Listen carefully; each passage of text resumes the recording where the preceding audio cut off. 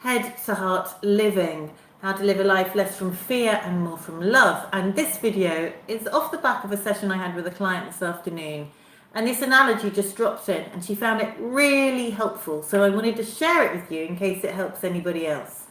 So this can apply to all sorts of addictions, whether you're talking about food, alcohol, binge eating, gambling, pornography, and the list goes on and on. There's all sorts of things that we can get addicted to, whether that be scrolling on our phone, always being late, blah, blah, blah, blah, blah.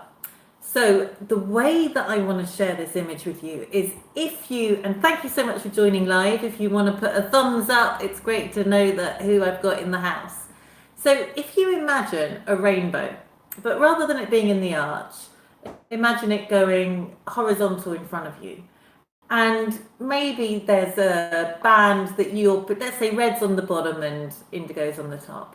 And let's say that maybe there's a band that you habitually live within most of the time, you're most comfortable in, that's your sort of default place. But during your day, you tend to kind of go up and down throughout these different bands of the rainbow. And imagine that this going up and down is because you're in a hot air balloon, right? So self-care, time off, time nurturing yourself, time journaling or having process space where you can let go, release, reflect, delve into get out of just the doingness of life, getting out of the supermarket shopping list, all that stuff. Thank you so much for the thumbs up. That is time where any weight that is collected in your hot air balloon basket, you can offload, you can dump down. So that might be amazing sex. It might be time with friends. It might be meditating, the time in nature. All of these things restore and replenish us. However, if you don't have that, maybe you're caring for other people, maybe you're going through a lot of stress in your life, the basket will start to get heavier, your system will start to get heavier. And that means it's harder for your hot air balloon to move higher up the bandwidth. Okay, so this is just an image for navigating your life in a hot air balloon going through a horizontal rainbow. Now imagine that in the bottom of this rainbow, this is where the gremlins are. You might want to call them entities, you might want to call them thought forms, you might want to call them just generally feeling crap about yourself. And say it's like a swamp. Now, everybody has an Achilles heel, which is their weak point. It might be this, and whatever your addiction is. So my struggle has always been with my relationship with food. I mean, I've kicked many other addictions, habits, tendencies, but that's the one that keeps coming back. And I know it's really prevalent. And one of the reasons it's hard is because we need to eat to live, most of us. So my relationship with food is in a constant dialogue, and sometimes for periods of time certain things work wonderfully, and then other times I have to change and shift. That's also to do with my body changing and shifting. And I know that when I'm run down, if anything's going to kind of start playing havoc with me, I don't reach for want to go to the pub or get a bottle of wine. I don't want to turn on the telly. It's like I want to change my eating habits, which don't serve me for my highest good, right? So when my basket gets heavy and I start to sink down towards the gremlins at the bottom, that is how my Achilles heel, or you might want to think about a hole in the basket, that's where that energy or those voices, that part of my brain starts to think and obsess or focus on that, because that is what is lingering down there.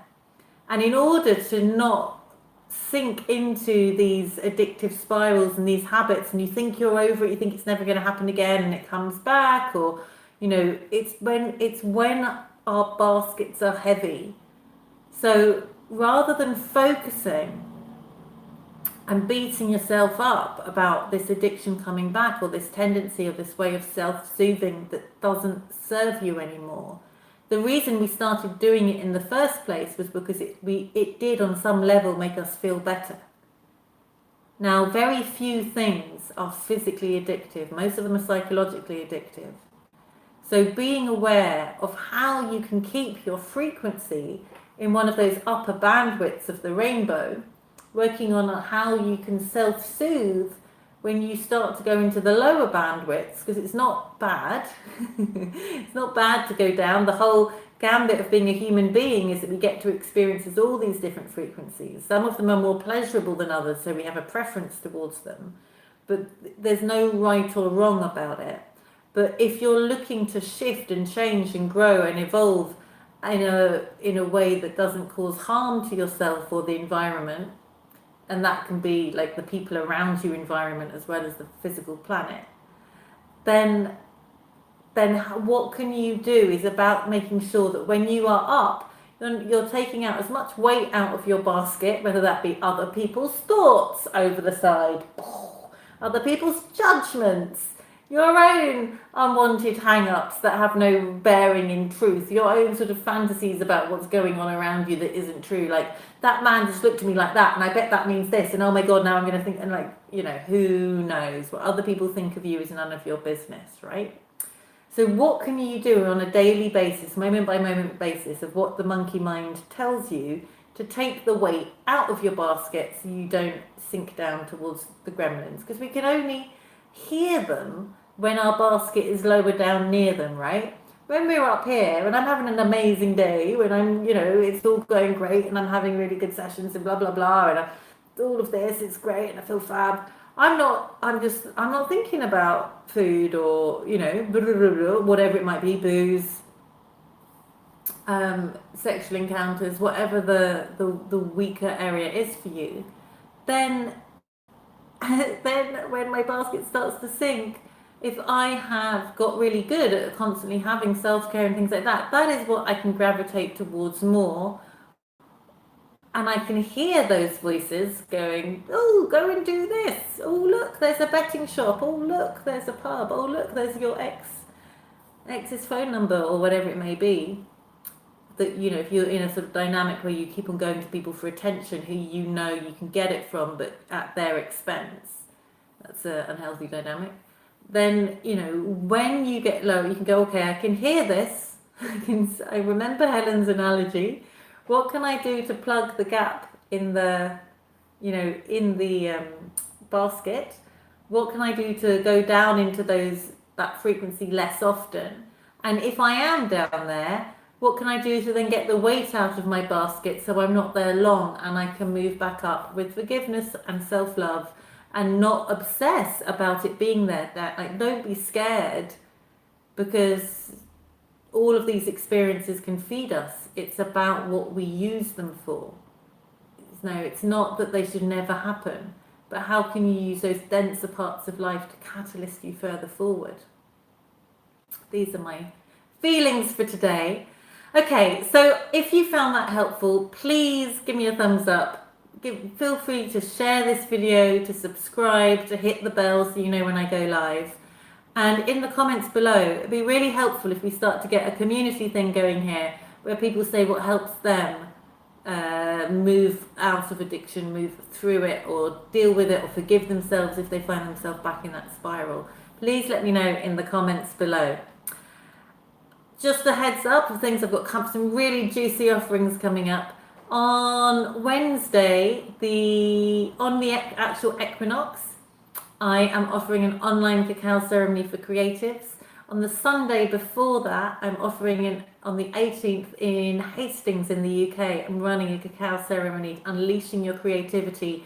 Whether you are a creative practitioner by trade, by hobby, or you want deeper creative energy flowing through your life because you're freaking out about the obstacles, the problems that you seem to have arising around you, whether that be paying bills, income, relationships. Creativity is the life force that allows us to overcome and surmount and solve those problems and obstacles. So that ceremony is happening.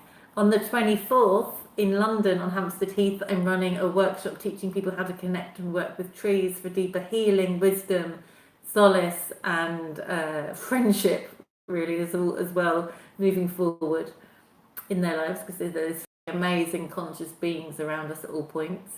And what else I've got? On the 2nd of October, I'm running another workshop with a brilliant counsellor, breathwork practitioner and movement practitioner called Jack Spall, and that's all for women who have ADHD, whether they're self-diagnosed or diagnosed, with cacao ceremony, with satsang, with understanding about how to use it as a superpower and not let a diagnosis, moving beyond the labels and not letting a diagnosis, be the center point of your life. As well as that, I do, of course, have my coaching sessions and my midweek medicine that runs every Wednesday evening online. So, links to all of those things you can get on my website, which is hearthealer.co.uk. I'm really looking forward to meeting some of you in person and in the virtual world and sending you loads and loads of love. If this was helpful, I shall see you soon, and if not, let me know why not. Loads of love. Bye, bye, bye, bye.